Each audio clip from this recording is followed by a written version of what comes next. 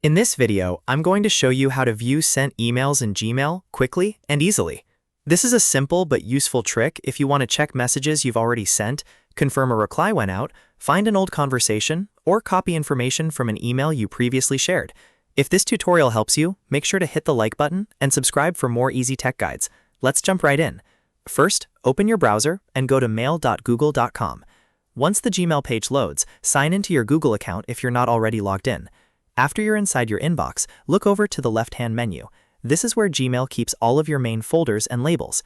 In that menu, find and click on Sent. When you open the Sent folder, Gmail will show you all of the emails you have sent from that account. You can scroll through the list to review your sent messages, check who you emailed, see the subject line, and open any message you want to read in full. If you need to find a specific email, you can also use the search bar at the top of Gmail to search by name, keyword, or subject. That makes it even easier to locate an important sent message without scrolling through everything manually. So to quickly recap, go to mail.google.com, sign in, click Sent from the left-hand menu, and then review all of your sent emails right there. It really is that simple. If this video helped, please give it a like, subscribe for more tutorials, and I'll see you in the next one.